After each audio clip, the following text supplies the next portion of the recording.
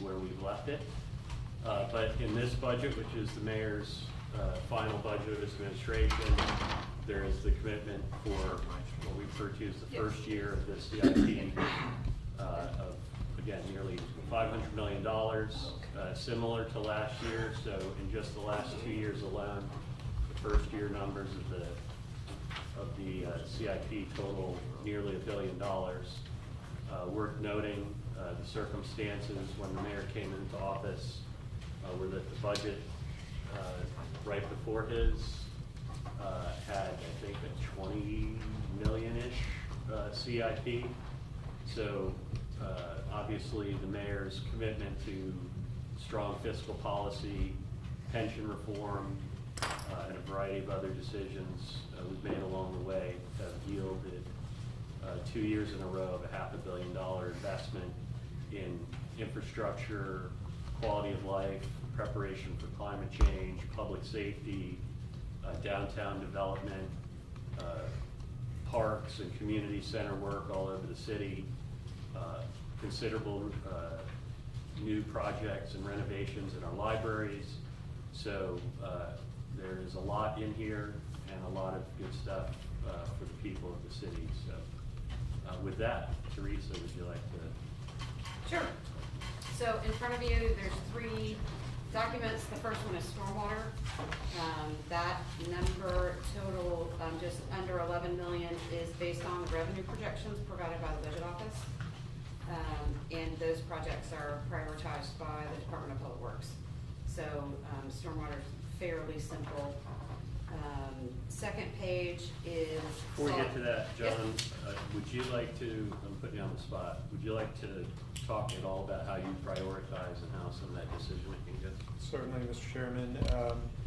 These are 2 different types of projects that you'll find in our CIP. One are the larger capital improvement projects, and those are prioritized based on structure flooding, property flooding, roadway flooding, ongoing maintenance challenges that we see. So things that cause us to continuously go out and address things, those rise to the top. And again, a focus on reduction of flooding for property and our structures. You also see a great deal of investment in what we call drainage system rehabilitation. We obviously have some old infrastructure, and it's going in and restoring systems back to their original design capacity and addressing challenges all throughout the city. Thank you. Teresa? I'll just add to that, there is a cash carryover I'm working with budget on. I think you guys talked about that in a prior NDRC meeting. So I'm just waiting for that cash carryover number. So this number total in stormwater may go up. But this is the minimum required in code. Yeah, and that's a good caveat that although we're reviewing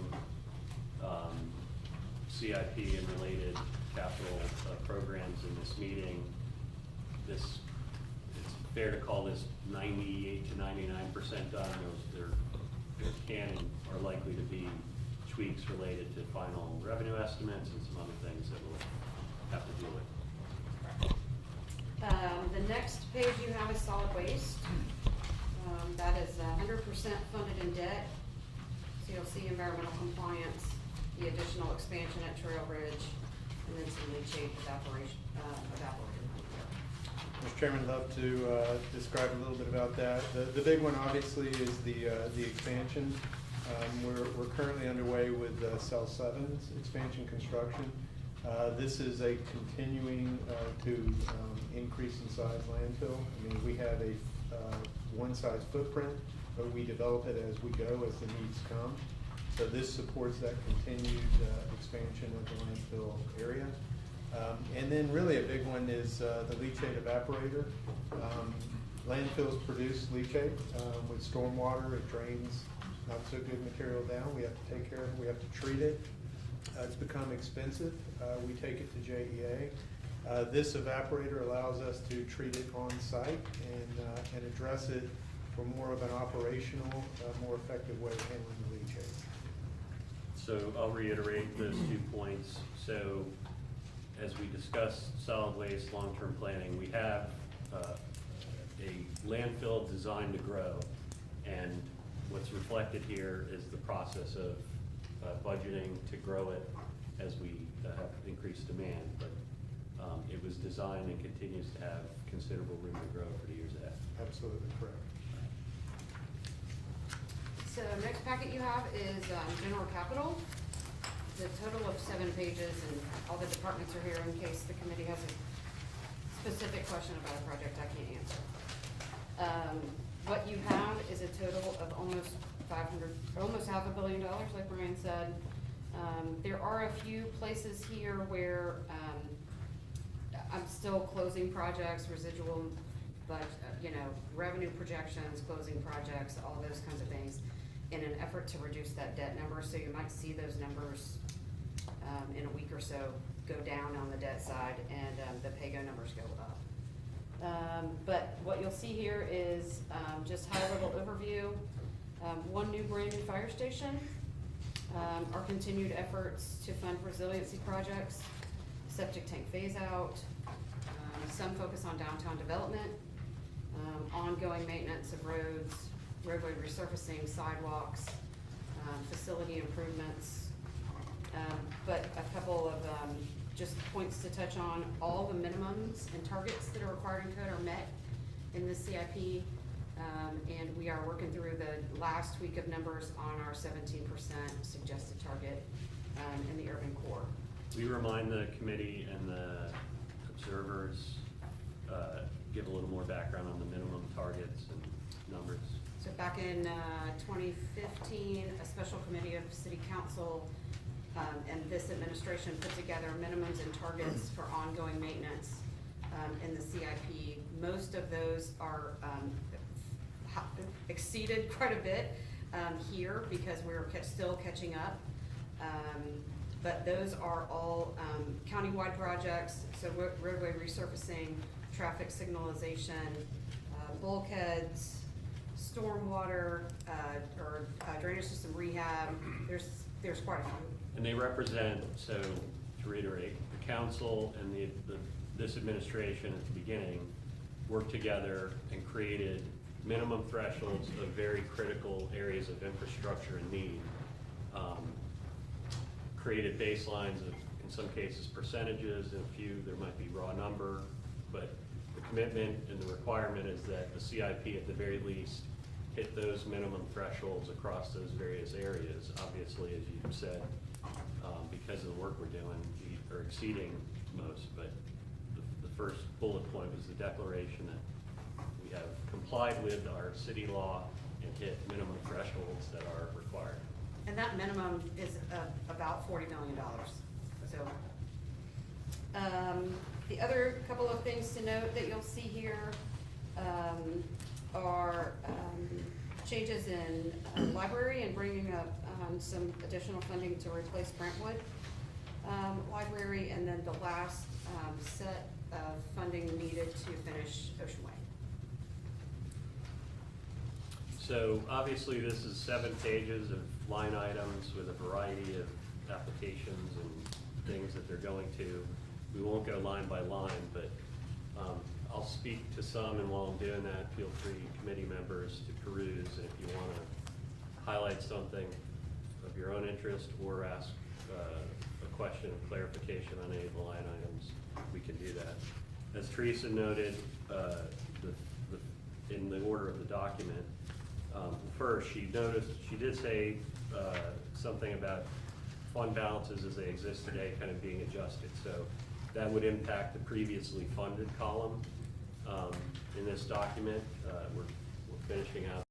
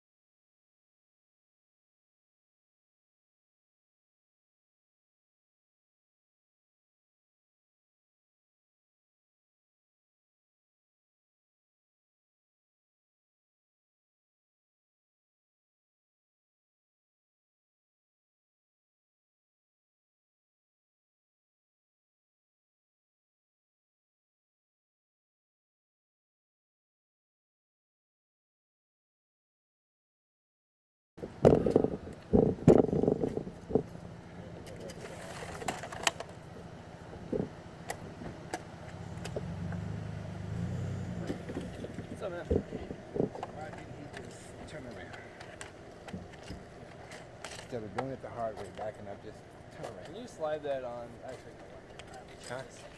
never mind. Now I gotta check this because I had some issue earlier. I want to make sure it's.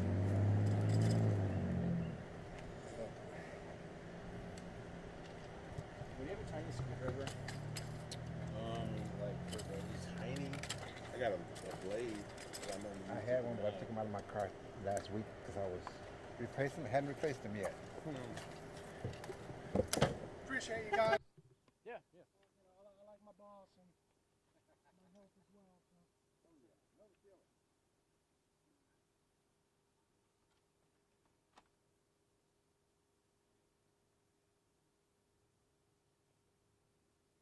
How's everybody doing over in baking?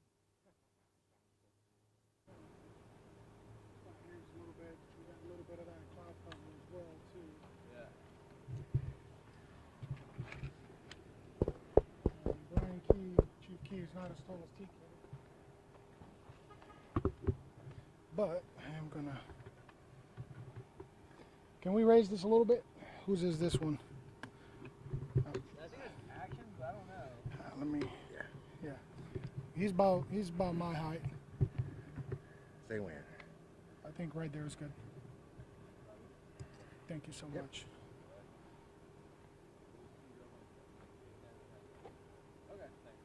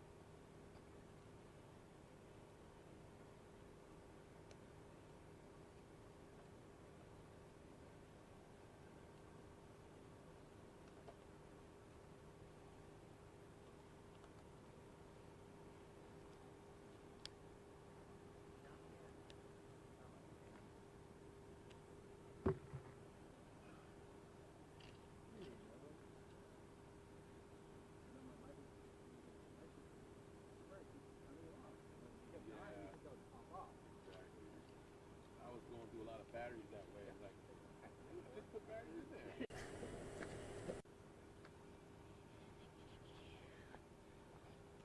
Mic check, check. 1, 2, 3, 4. Hello, hello, hello. Check, check, check. Okay. Mic check. 1, 2, 3, 4. Check, check, check. Can you hear me now? Hello, hello, hello, hello, hello. Thank you, ma'am.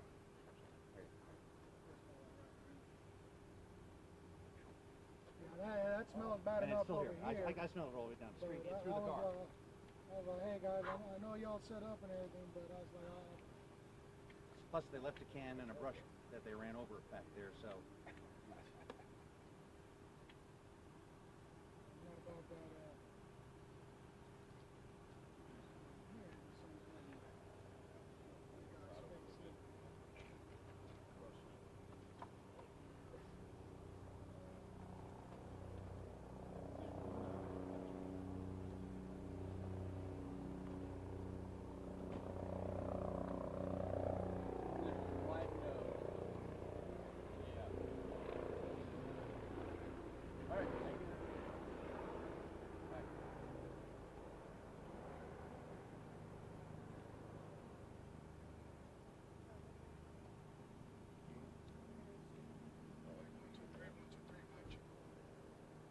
Hey, can you roll on you?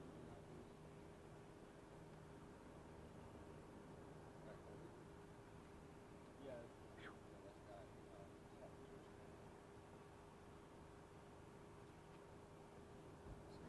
Here. Uh-huh. I'll be live in person.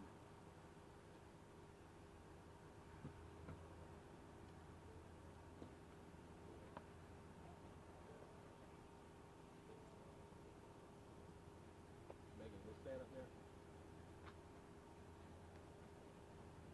What do you want me to say? All of it? Mic check. I know. I don't think I'm gonna be the same height as him. Yeah.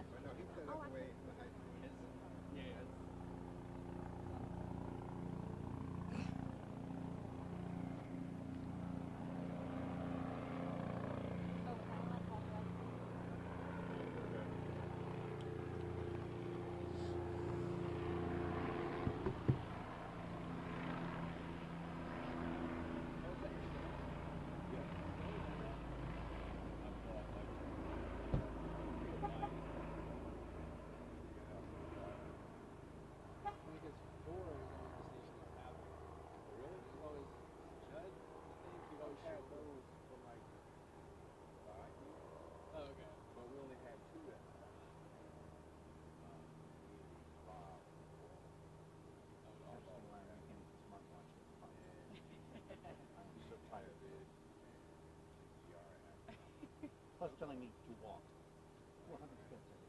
That's right.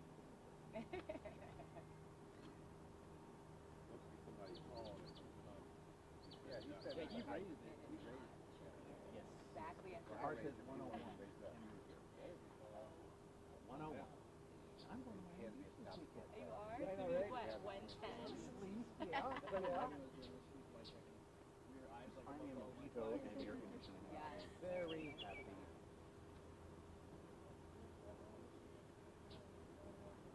Actually, it's a film seminar on Sunday. And that'll be fun. And then as soon as it's done, me and the 2 actors I'm taking there, back home.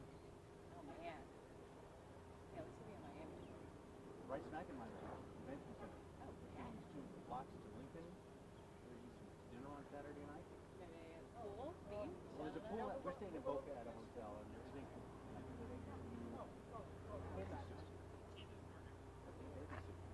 Like you want to see this park. He told us to be. Oh, how terrible.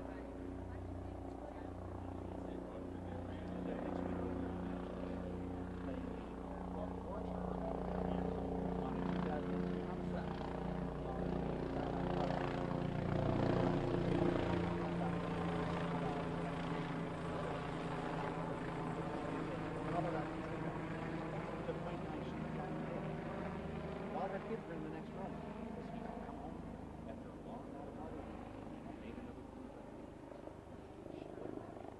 So she got their friends to help her load his body into a pickup truck and dumped him in a creek in Nassau County.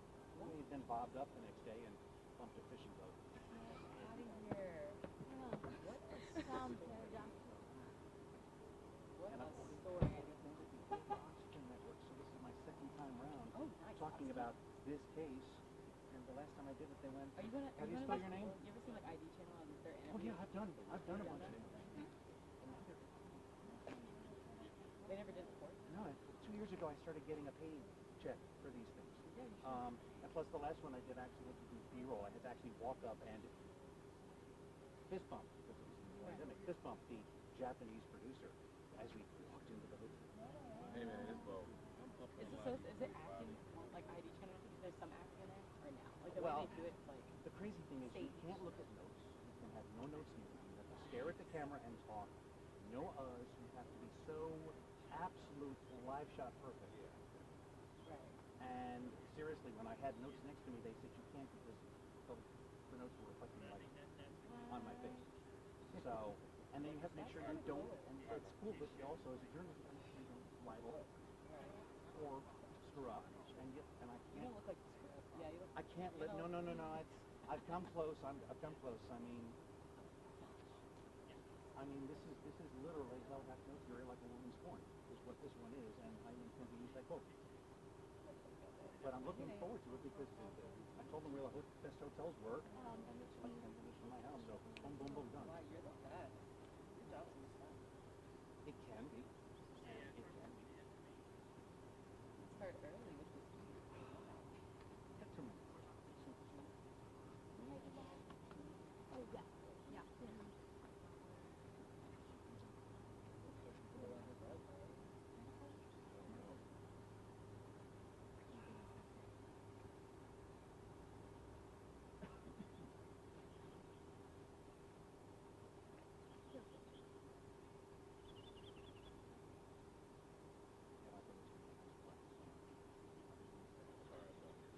No, I'm talking about off duty. I mean, like, It's fun though. nobody shoots a lot of guns in Florida and Georgia, so I think it's too much.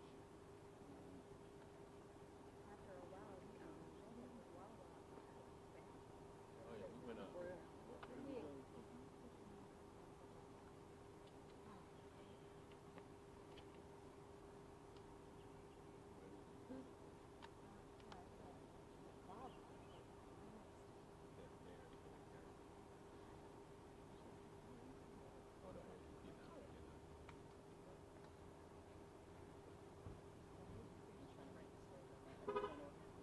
Well, I was trying to do a track training. You know, the guy that did the other cop. We're doing that plus a gun story. When this thing pops, so I didn't want to. So now I suddenly have the whole you're a funny. Sweating in your boots, huh? Literally. Yeah, I know. I went to a site like gothic tree creature, and every footstep was all raining down through the plane. That was a big runner in the string across there. I was running a huge, sweating 3 miles through some wet splash. Yeah. This is still tall from TK. Told you. No, I'm kidding. It's fine. good? It's fine. Yeah, it's fine. Everybody good? Good. Good. Good afternoon. I'm Brian Key, the Chief of Investigations for the Jacksonville Sheriff's Office. This morning, around 9 o'clock in the morning, we had 911 calls about gunshots in the wooded area between about the 6200 block of West Connect Boulevard and 6200 Pernicia Street, which is right back behind us. We had a suspect, arm of the rifle, firing shots. It appears that our murder victim exited his residence in the 6200 block of Pernicia Street. We believe he exited to see what the gunfire was about. When he did exit, he was shot and killed by the suspect. Right now, we don't have a motive. We don't know why. We don't believe that these two knew each other. During that, sometime around the interaction of the murder, another resident was looking out the blinds and making a phone call to police. He says as he was lowering the blinds and made eye contact with the suspect then shot rounds towards his residence as well. He was not hit. After that, patrol got to the area, secured the scene. Around 9:30, patrol had a perimeter, and along with the canine officers and a canine, they started their search just behind the residence where the murder scene was. We are very fortunate. This suspect was still armed with this rifle. He was maybe 5 yards into the wooded area. He could have fired on our officers. We're very fortunate that he did not. Canine, as soon as he rounded the corner, engaged the suspect. The suspect was still with his rifle. I believe he's laying on it. He is fighting with the canine. He's striking him, potentially trying to gouge his eyes. Officers then tried to get him handcuffed while the canine was trying to apprehend him. He was kicking and punching. They used their conducted energy weapon several times to try to get him under control. After a struggle, he was handcuffed and taken into custody. Due to the injuries from the canine apprehension, he was transported to a local hospital. He's been through surgery now. Because of the seriousness of that, we're treating this and investigating it with our cold case team, just like we would any other critical response to resistance call. Right now, the suspect is critical but stable. He is out of surgery and stable. I can't release his name. We still haven't positively identified him, and I don't want to misidentify anybody. He is charged with 3 counts of battering a law enforcement officer, to include the canine.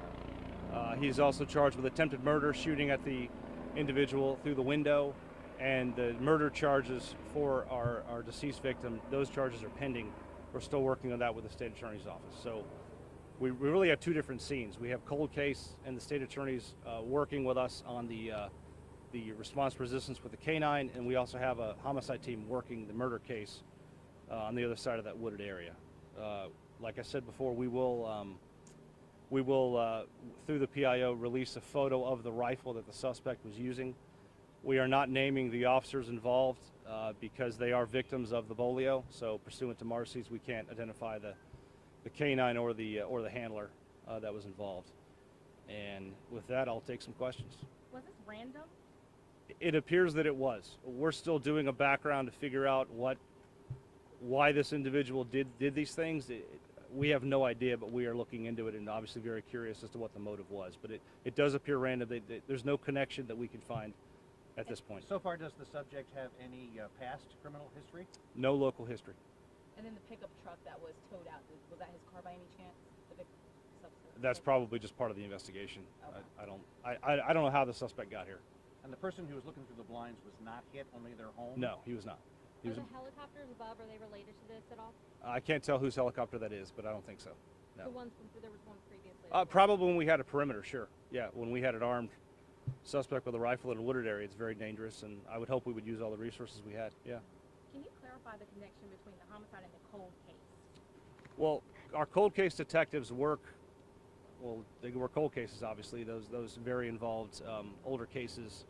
They're our most experienced detectives, and they also work officer-involved shootings, in custody deaths, or a situation like this where the canine apprehension is so serious to the injury. In case this individual were to die, we want to make sure we've got a very thorough investigation along with the state attorney. And about how long from start of this to apprehension? About 30 minutes. 30 minutes, 9:30 to 10 o'clock. 9 o'clock to 9:30. 9 to 9:30. Yep. And was this residence, was it 2 trailers on this property? There are several residences on the property, a couple trailers and a couple houses. Yeah. Do you know how many shots he fired? No idea. We're going to have to take some time to get a metal detector and figure it out, but it was several rounds. Okay, guys, thank you. The vehicle that was towed, that was just a resident in the neighborhood. Oh, gotcha.